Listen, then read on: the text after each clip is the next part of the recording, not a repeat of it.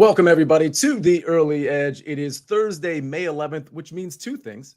It's the NFL schedule release, but it's also my birthday. So go ahead and say, no, you don't have to say happy birthday to me, but hit the like button at the very least. We have got a really good panel of guests, analysts, experts today. But before we get to them, let's take a look at the recap screen real quick. This is really good stuff from EC. Overall, a 9-6 day. I would characterize that as good, certainly not great. Pretty good for a bounce back Wednesday. I think we can improve upon it, though. So good stuff coming from AB, from EC. I missed mine. It looks like Mike got his. But speaking of Mike, speaking of the expert panel, let's get right to it right now. We have got a all-star cast right here. I'm going to start with Mike McClure. Listen, it was a good day yesterday. And I want to emphasize day because, Mike, you had that Yankees team total over. They got 4 runs in the first. We had so many people betting that and taking that kind of in different ways. They kind of ran with it. Really good play there. How you doing today? I'm doing well. First of all, happy birthday to you, Sia. Everyone obviously is already in the chat doing that, but if you haven't, make sure you say happy birthday there. But yeah, it was a great game. Got a little fortunate early with the Harrison Bader home run. Fan basically robbed it. It was probably a home run either way, but certainly helps when you put 3 runs on the board that way, and things kind of snowball from there for the A's. So great day. Ready to do it again today.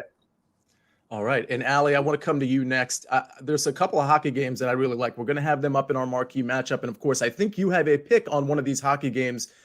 Either of these two games more exciting than the other for you? Talk to us about it real quick. Oh, I think it's got to be that Stars-Kraken game right there. It's just super interesting with the Kraken. I mean, only being in their second year, it could kind of be a game changer if they can make it all the way through. And happy birthday, by the way. Thank you very much. I can't get used to the Kraken name. I think it's going to take a few years for that to really, really sink in. Maestro, good to see you. Happy to be hosting with you on the pit. By the way, if you're wondering, everyone, where Coach is, he is calling the PGA Tour Live telecast right now at the AT&T Byron Nelson. So maybe after this show, tune into PGA Tour Live and you will be able to catch him. But Maestro, how's everything going today?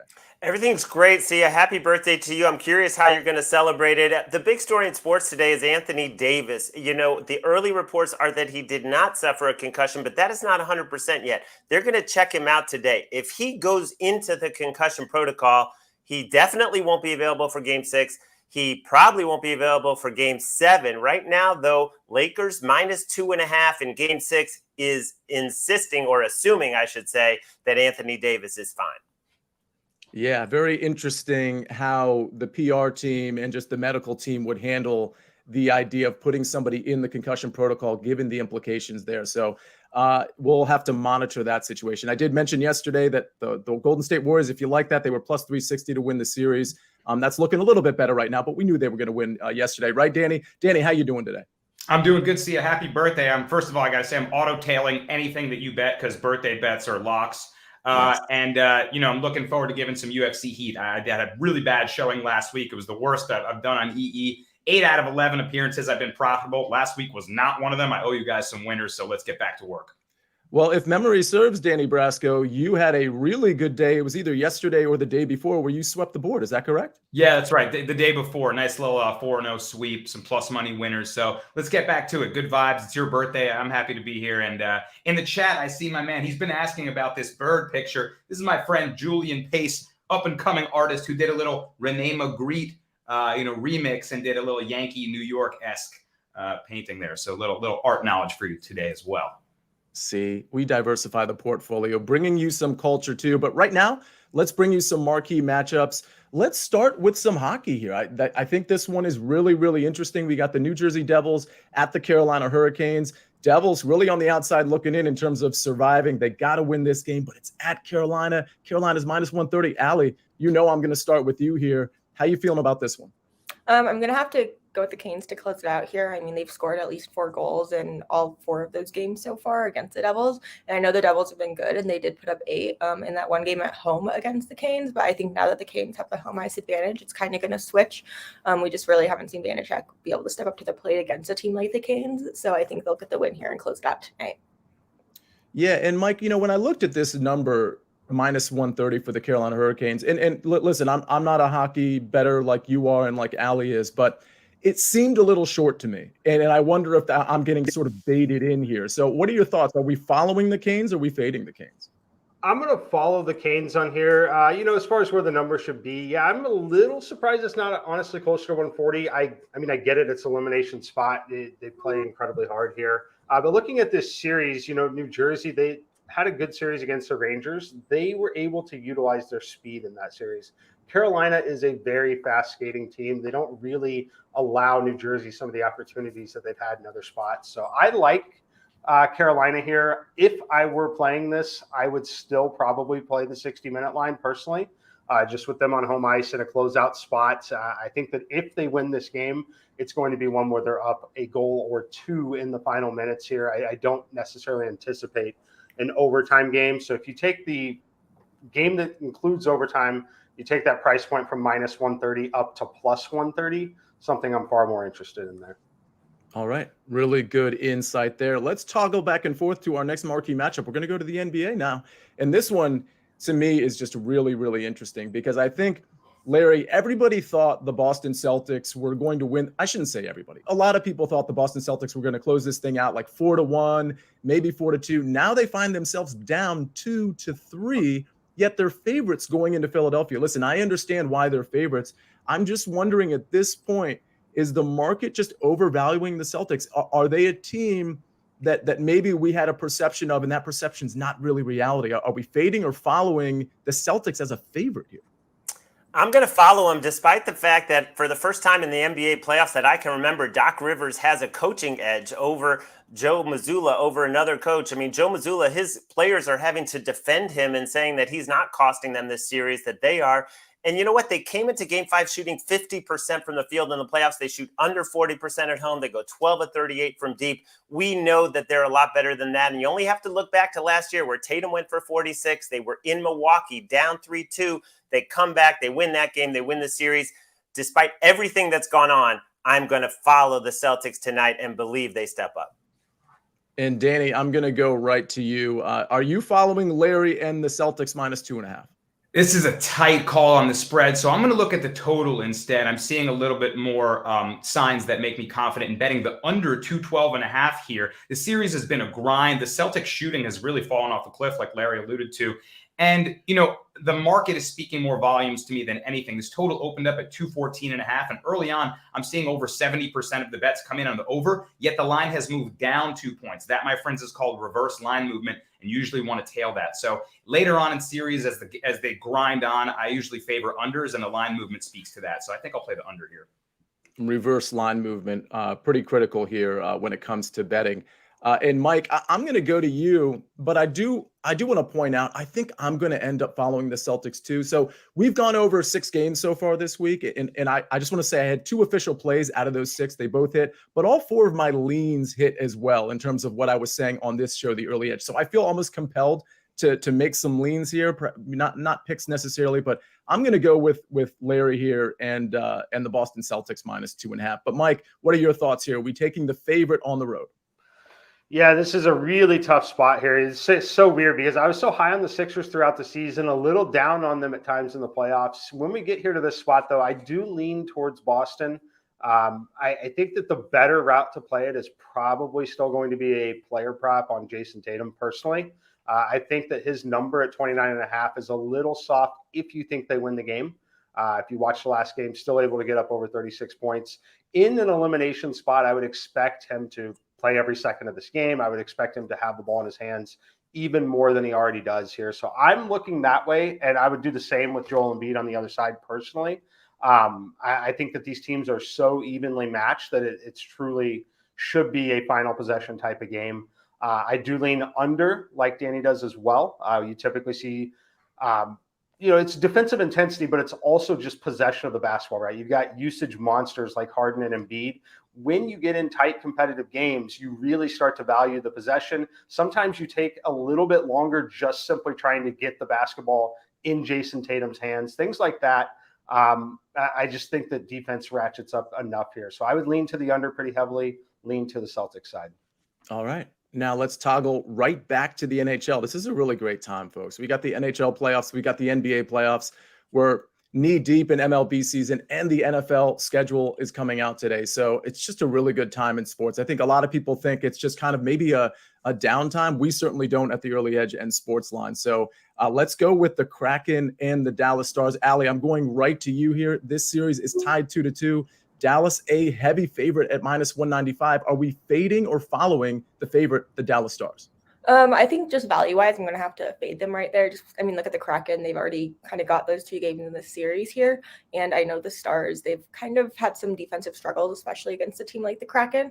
So, while Dallas totally could pull it out, I just think that the value's more on the Kraken to do so. Grubauer, he's kind of inconsistent, but so is Ottinger. So just at that price, I would have to take the underdog. It certainly looks like value at +165. Mike, what say you? Is there value in the Kraken as the dog here at +165, or do you just lean on the favorite here at -195, the Dallas Stars? Yeah, I'm more interested in the favorite here. I'd say if you like Seattle, I would back them on the puck line before I would play the money line personally. As far as Dallas here, I like them in regulation. I think that they have a significant advantage in terms of goaltending. When you look at some of the expected metrics in this series, Dallas is absolutely dominating everything. Obviously, you still have to go out and get it done on the ice. But as you know, I tend to lean very heavily on expected data across the board in every sport.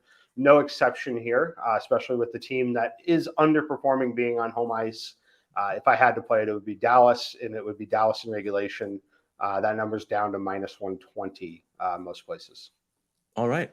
Let's go to the NBA before we get to our dog of the day in baseball. We've got the Nuggets visiting the Suns. Now, listen, I've been saying this entire series, I think the Nuggets are the better team. I'm not even sure that's much of a debate, but the Nuggets have to go to Phoenix now. And they're 3-point dogs, which I think is a pretty big number. My lean here, Larry, is to take Denver plus the 3. Now, I know it's going to be a rowdy environment in Phoenix, and they are going to come to play because obviously it's win or go home. Where are you at on this one? Are we fading or following the favorite Phoenix Suns? I'll take the 3, and there is 3.5 available. They are the better team, and I think they do show up tonight. They had a chance to win both of those games in Phoenix, and Devin Booker went 34 of 43. He shot 14 of 18 on jumpers in Game 4, and he's going to have to do that again. Is Landry Shamet going to go 5 for 8 from deep? The Nuggets are the better team. I'm not saying they're going to win this game, but I do not think they're going to get blown out. And, some of those other guys, like we talked about, Michael Porter stepped up. If they can get something, from anyone besides Jokic and Jamal Murray, they could end it or at least cover the spread. All right. And Danny, before we go to you, I want to acknowledge the chat. Very active chat. Thank you for all the birthday wishes. I see Capper Taylor was in here saying Nate Lashley, one of my first round leader plays. He was 100-1. At least has a shot at getting at the top of the board after 18 holes. So we'll monitor that. I have 4 others. They're all going off in the morning. But listen, it's my birthday. So obviously one of these is going to hit. If one of them does hit, Nate Lashley at 100-1 would certainly be great. And by the way, it's my birthday. There's 600 people watching. This continues to grow. As each minute goes by, we get to 500 to 600, probably to 700 in a few minutes. Let's make Coach really angry and hit more likes on this show than any show Coach has done over the last few weeks, because then guess what? I get to throw that right in his face. Do you all want that? Because I want that, and it's my birthday. Please give it to me and smash that like button. Super appreciative of that. Danny, what do you think on this one? I think you could go either way. I think there's legitimate arguments on both sides. We know Larry is on the Nuggets +3 or +3.5 if you can find it. Where are you? Yeah, I'm siding with Larry as well here. You look at this line, it feels like they're just giving that -3 to Phoenix for the home court edge. But we've seen the Nuggets can just outrun them. And in that facet of the game in transition, Phoenix looks really lost. So if they're able to push the pace on them, I know it's not in the high altitude of Denver where I favor that style even more, and they can kind of just drown you in their home court. I really like them to close this out. Again, I'm leaning to the under in this one as these series grind on, but I think the narrative will be, Phoenix has got to force a 7. And I don't bet on narratives like that. I bet on what I see in the game. I feel like the Nuggets have a good shot to close this out. I'll take the points to be safe, but I'm feeling like they can finish this in 6.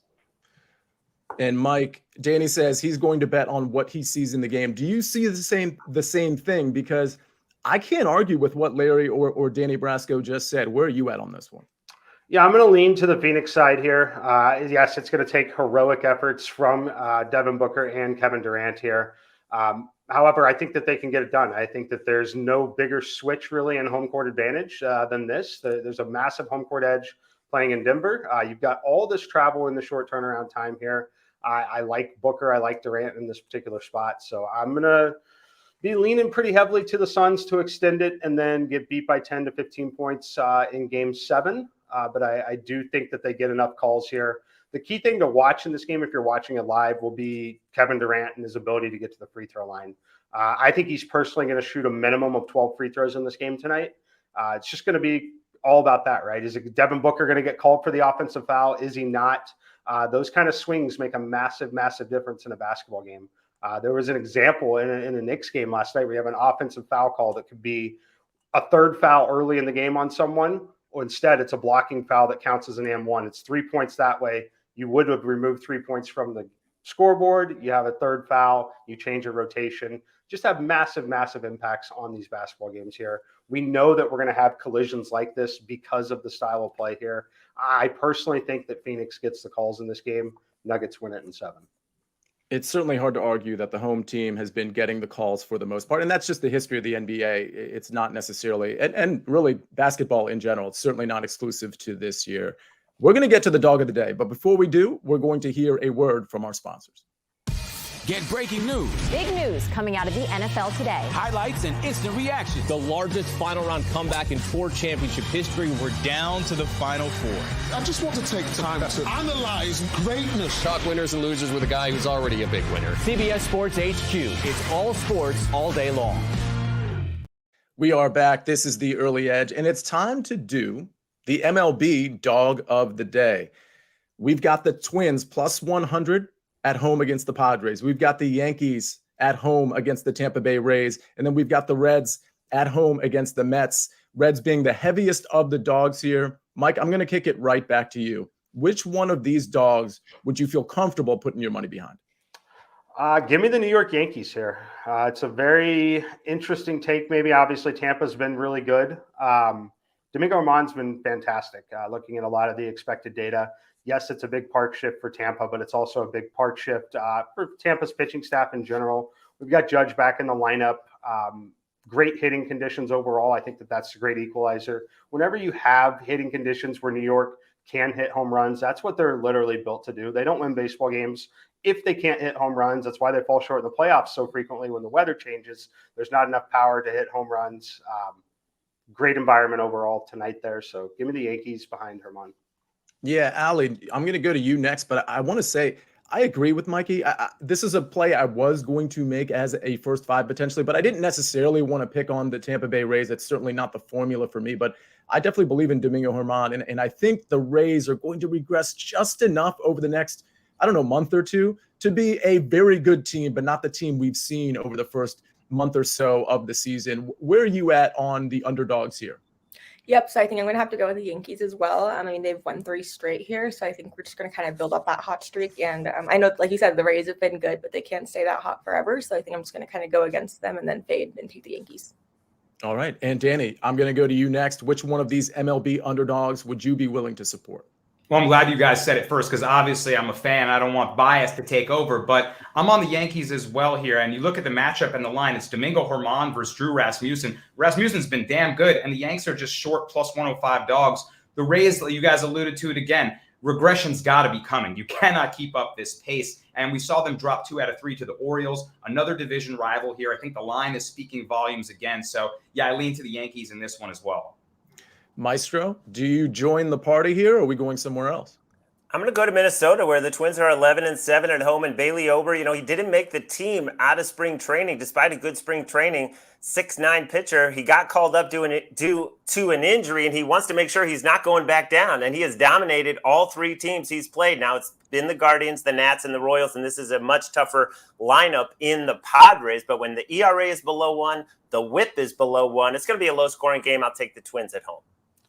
Yeah, I like that play a little bit as well. We only have 6 baseball games today. We've got 3 during the day, 3 at night. I hope you're not too discouraged. My play is going to be a golf play. You'll hear that in a second. But if I end up getting convinced with my own research or some of the stuff that we heard just now to put out a first five play. I will definitely put it out there on Twitter, or if it's the entire game, I'll put that out over on SportsLine. Let's go to pick the prop. We have been smashing these, no pun intended. We're doing home run props. We got Fernando Tatis at plus 295, Byron Buxton at plus 340, and Anthony Rizzo at plus 600. Maestro, I'm going right back to you on this one. Which one of these guys deserves a couple of bucks from your wallet? Well, Byron Buxton has never faced Yu Darvish, and he hasn't homered in the last 5 games. But 7 of his 8 homers have come at home. 7 of his 8 homers have come against right-handed pitching. Plus 340, I'll take a shot because I didn't really like the other guys, but I think Buxton is kind of due here at home. Danny, we're going to you next. We got 1 vote for Byron Buxton. Who's your vote for? It's a tough one, and it's going to be a small sprinkle, but I'm going to go with Rizzo in, like my M Squared said, that good hitting environment in the short porch in right field in Yankee Stadium. Drew Rasmussen's just given up 2 home runs over about 37 innings. So this is a long shot, but at a tiny sprinkle here with the platoon advantage, I'm going to take Rizzo. And Allie, where are we putting our money? Is it going to be Fernando Tatis, Byron Buxton, or Anthony Rizzo? Kind of just going off what Danny said, I kind of like Rizzo there, and I think that righty-lefty matchup could kind of come into play. And but at plus 600, you really can't look too bad on it just because it's a little sprinkle. That's right. Plus 600 is a very enticing number. And Mike, finally, we're going to you. Is it Tatis, Buxton, or Rizzo? It's going to be Rizzo for me. Mostly just a price point play here. Tough pitching matchup overall for Tatis and Buxton. Obviously talented enough. As far as Rizzo, though, I think that if he can see fastballs, he's got a better chance of seeing fastballs now that Aaron Judge is back in the lineup. Adds a ton of protection here for him. The real issue you have with Rizzo and why I would recommend not betting home run props often for him is he is so good at drawing walks. He is so good at seeing pitches. And it really actually eats into some of the home run equity that you get there. Having said that, he obviously has the power at any portion of the field. So it'll be Rizzo for me. All right. Another vote for Anthony Rizzo. Speaking of votes, listen, we have the PGA. We're on the doorstep of the PGA Championship, and we're going to have a lot of content on the SportsLine app for sure, or at SportsLine, I should say, for sure. But we're also going to have the early wedge with special guest Steve Scott. Hopefully all of you know who that is, because he was on a show with us just a few weeks back, and he's super talented with his analysis. And I know Mike McClure is going to have PGA picks by early next week. I'm going to have an article out later today just to preview the PGA Championship. And speaking of the PGA Championship, let's hear a word from our sponsors. One weekend in May, only the best are welcome. An invitation reserved for legendary players and future stars, challenging each other at one of the most extraordinary courses in the nation. A major moment awaits. The PGA Championship on CBS. We are back here on the early edge, and it's finally time for our expert picks. And Mike, I want to start with you. And the reason I want to start with you is because you mentioned Anthony Rizzo, and you said, this is a price point play for me. And what's really interesting about your pick is I would assume you would use similar terminology with what appears to be kind of a longer shot play that you have.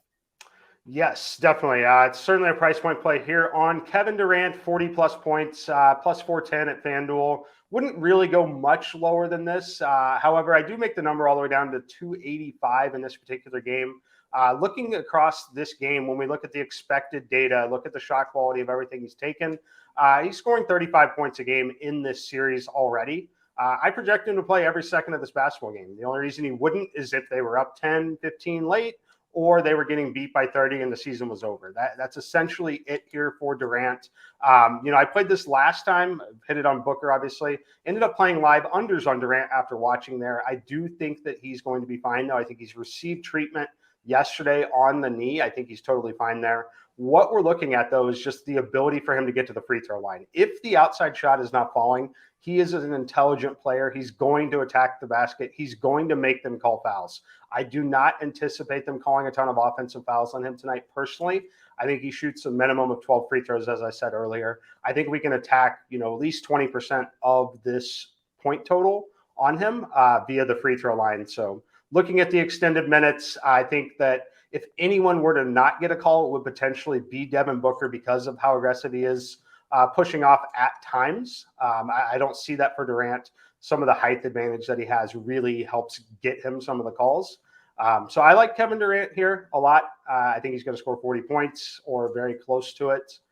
Keep in mind, if you have the ability to live bet, you play an over at plus 400 here on 40. If this guy starts out with 13, 14 points in the first quarter, most sports books now will give you the opportunity to live bet. This number at times, like with the other night when I bet Booker, you could have easily bet Booker under 48.5 when we were on the over 40.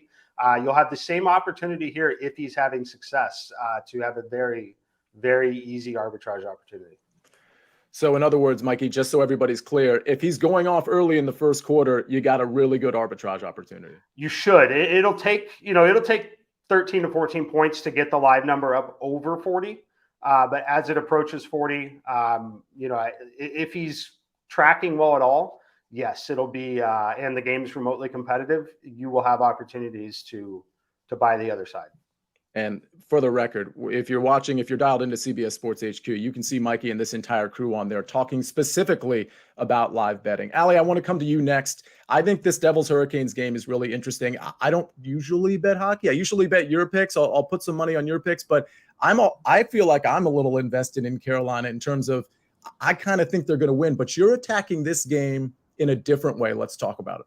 Yep. So I'm going to take the over 5.5 here. I just think I'm kind of shocked that we're continuing to get 5.5 when none of these games so far have gone under 5.5. So I think that's kind of interesting there. But I mean, just like I said, looking at the Canes, they've scored at least 4 goals in all 4 of these games so far. And I think it's kind of like I don't want to say a safe bet, but because I think if the Devils win still, you can still get that over here. But I also think that if the Canes win, obviously their offense is going to blow it up. So I think that that's going to be kind of a good thing here. Vitek Vanacek really has not shown up very strong against a team like the Canes, and with the Canes on home ice, I think it's just more likely that they're going to kind of just continue to offensively explode there. But I really think some people are I know the line isn't, but I'm kind of discounting the Devils a little bit just in the terms of their offense has really been able to put up a few goals in almost all their games so far. And I think they'll continue to do that tonight, but I just don't think they'll put up more than the Canes. So I'll take the over 5.5 here.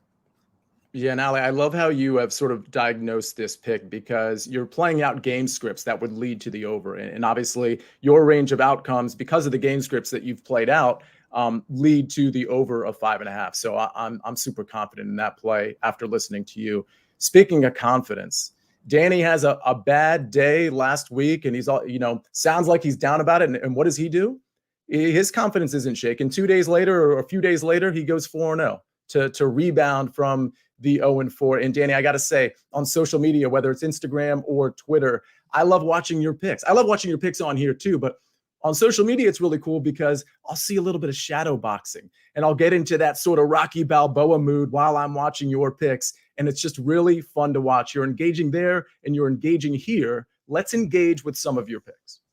Here we go, Sia. Back into the UFC we go. Like I said, I owe you guys some winners from last week. And appreciate all the love, by the way, from the Early Edge family here. You guys were very, very supportive despite the loss. So that shows me how ride or die you guys are. Coach's buddy Ian Parker reached out to me with some nice words. So everyone's setting the vibes back on point. Here we go into the UFC. Main event, Jailton Almeida taking on Jairzinho Rozenstruik.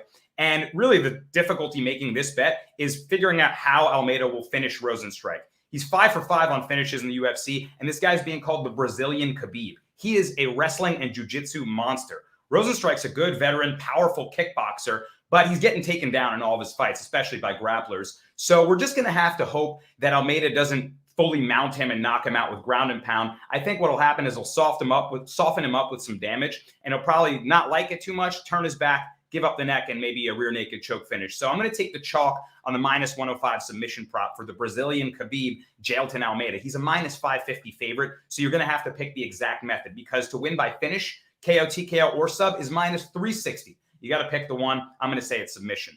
Next up, I'm going with a big underdog here, and I think the line is way too wide on D-Rod, Daniel Rodriguez, plus 260. He's taking on a very talented young prospect in Ian Gary, who I was certainly on the hype train for a long time. But I feel like even I overrated him a little bit because in all of his fights, he makes bettors hold their breath. He's taking clean shots against much lesser fighters than a veteran southpaw striker like Daniel Rodriguez. If Rodriguez employs some low kicks against a long, lanky guy like Ian Gary, chop the tree a little bit, get on the inside, dirty box, use some clinch work. He's got sneaky good grappling. I think he has many paths to victory in this. He's certainly a live dog, and I don't want to lay chalk and juice with Ian Gary anymore. I think he's going to have to prove it to me. So if you're feeling like maybe it's a sketchy one, make it a half unit bet, half your normal bet size, and try out Daniel Rodriguez. I think he's going to be in this fight for all 3 rounds.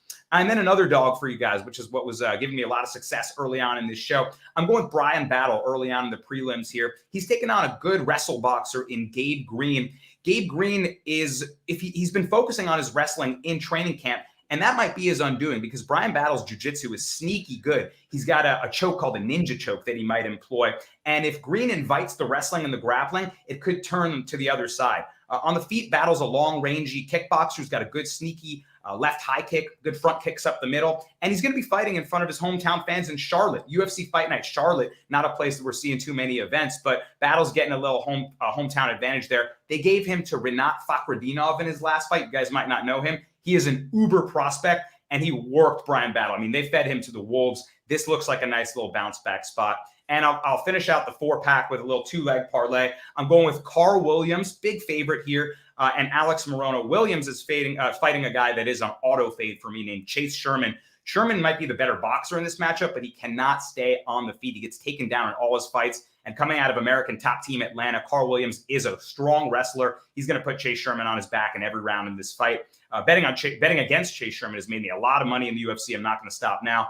I'm going to combine that with Alex Morono here, who's fighting a good veteran in Tim Means, but Morono looked really good in his last fight against ranked welterweight Santiago Ponzinibbio. He won the first 2 rounds before he got knocked out. I think he bounces back here. He's got great volume, great pressure. He stays in your face and mixes up the fluid boxing combinations. He should get a win here. So combine those 2 guys, you get -122, and there's a 4-pack of UFC picks for you guys.